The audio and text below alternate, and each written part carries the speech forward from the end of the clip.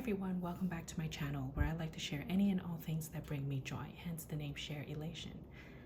First off, I apologize for posting this video kind of late since it's been a few weeks or months maybe since I've been in Japan. It's just been tough to balance work and life in general, but I've been trying to post content consistently every Tuesday, which I hope you've been enjoying. So I decided to curate some items that I feel like you must have with you if and when you're traveling to Japan. Some of these items you can buy directly there. Some, if you have it at home, you can just bring it with you and use it there. But I found these to be essential items that everyone must have. So first, I'll start with a very comfortable pair of shoes. Now, in my book, comfort means some form of sneaker or trainer that has a lot of support or a lot of cushion. I wore a pair of Nikes that I've had for a few years and have always worked for me. They are a pair of Air Max, which I'm sure many people know what they look like. But I also came across these very classic looking leather sneakers. These are made in Japan. They are by a brand called Recipe. You see here, and it says made in Japan. I've heard many good things about shoes that are made in Japan, that they're so well made, they last forever, and they're very, very comfortable. So I went out of my way to try and find a pair of shoes that are specifically made in Japan. I'll do a separate video about these shoes because I did buy two other pairs of made in Japan shoes that I would like to share with you in a future video. But these are very, very comfortable. Mold to your feet, very supportive, very nice cushion, and I feel like I could walk all day in these. So number one on my list is a very, very comfortable pair of shoes. Next, I would suggest bringing with you some of these items that I have on display here. So starting from the upper corner here, I would say it's very important to have some kind of coin purse. Here I have an Hermes Bastia. You don't have to go so high-end like this. And this is just a simple little coin pouch from Urban Outfitters that I've gotten many years ago. Because in Japan, when you do pay in cash, many times you get a lot of change back. And so having a coin purse like this to store your coins is very helpful, especially when you're buying a drink. Here I just have some US dollars and some coins here, but I do use this for my cash and coins at home. And it's important to have a little catch-all for your coins because you often get a lot of that when you're paying in cash. And sometimes you do need to pay in cash, like when you're getting a bowl of ramen or just something where they tend to just take cash. So I think this is an important thing to have. It's like a little coin purse. Next, I would say is a battery like this, a charger for your phone. So this is by the brand Anchor, which I feel is really user-friendly. This, you can see, has only one port to charge the actual battery because this is complimentary for the Apple phones where you have the MagSafe on the back, so it literally sticks on like a magnet. So when you are running out of juice on your cell phone, which you often will, this comes in handy. So it's important to carry this. Even if it has a little bit of weight, it's better to have the ability to charge your phone on the go than to run out of it, because that leads to my next tip, is to have access to the internet, whether it's getting an eSIM or getting a Wi-Fi device that you carry with you. Because in Japan, you really will use a lot of Google Maps or just some kind of online map to navigate to your destination. Whether it's by train or just walking, it comes in handy and you will need it. And when you use Google Maps or Apple Maps a lot, it does take up a lot of battery, which is why I recommend using one of these. Speaking of Google platforms, another helpful tip is to have Google Translate downloaded on your phone, because many times if you're, let's say, reading an all Japanese menu, you want to be able to translate it without any help. Many times there are different language menus, but sometimes it's easier just to look, point your device and see the actual Japanese text like this to be able to translate it directly. And that comes in handy as well when you're trying to communicate with the staff or sales there. If you want to say something, you can use Google Translate for that as well. So very important. Now, the next two items are more relevant for summer months, but I would argue that you should have this all year round, especially these items here. So the top two here are just sunscreen. I purchased both of these from Japan, and you can see they're not very big. It's like literally the size of my hand. This is just a SPF 50 sunscreen that has no color. It comes on my skin kind of white, but it blends very easily and is very translucent and clear. So I really recommend this because it's you know, very travel friendly and very easy to use and apply. This one is more of, it's actually called Dramatic Lighting Base. It's more like a base, for a base primer for makeup. But sometimes I use this just as sunscreen without anything else on if I don't want to have too much on my face. But you can see this has a little bit of a shine to it where the light sort of reflects off of your skin. So you can see here already that it has a little bit of shine. Not a lot, just a little tint. So I really liked using this as well, and it goes on very smoothly. You can see you don't see much color on it at all, just a little bit of shimmer. But this is only SPF 30. So for myself, I would use both, but I would always apply this first thing in the morning and maybe bring this for just reapplying or something. But definitely get sunscreen. There's so many options out there in Japan. You could go to any local drugstore, you can go high end or low end, have sunscreen because sun protection is very important, even in the winter months, by the way. The other thing, which I also got in Japan, this was from Muji, is a very small portable fan. It can get very, very hot in Japan, especially in the summer. And if you're in the States or in another country that's used to kind of cooler weather, it can get very hot and humid. And so having a little portable fan like this really comes in handy. And this is really small. Like, this is the size of pretty much my hand. It is charged by a USB cable, and it just has a simple button over here in the back where I don't even, if I just turn it on, it's just very handy just to hold if you really need it. And it has an ability to, let's see, it only bends back.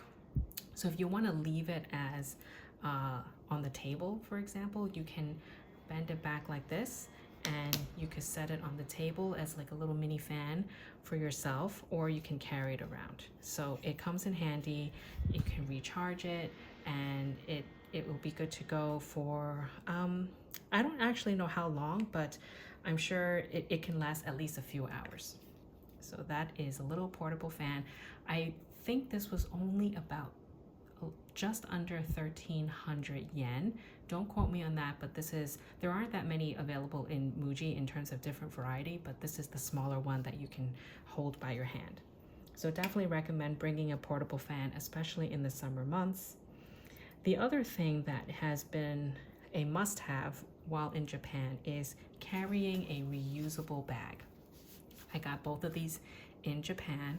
I did bring some that I was using at home just to have as a backup, but I found this in one of the 3 Coins stores. So that's sort of like the upgraded version of like the Daiso or like a Dollar Tree here, where things in that store are 3 coins or 300 yen.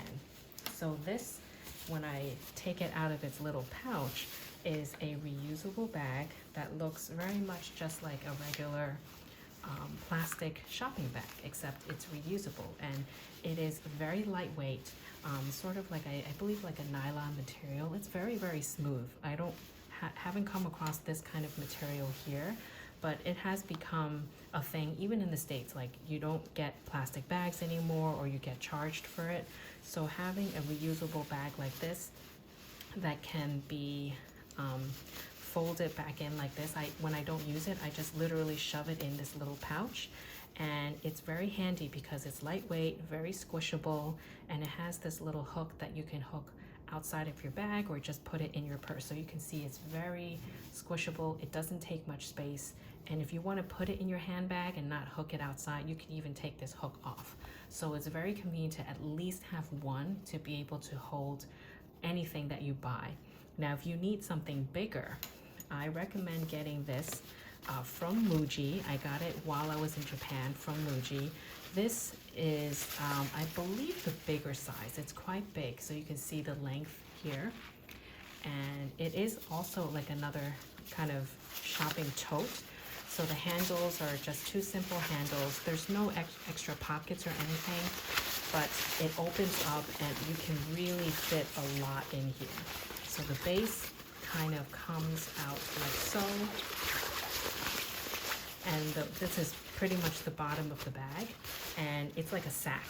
It's pretty big. There's a medium size and a large size. I believe I got the large size, so it just opens up like a sack like this, and you can just toss everything in.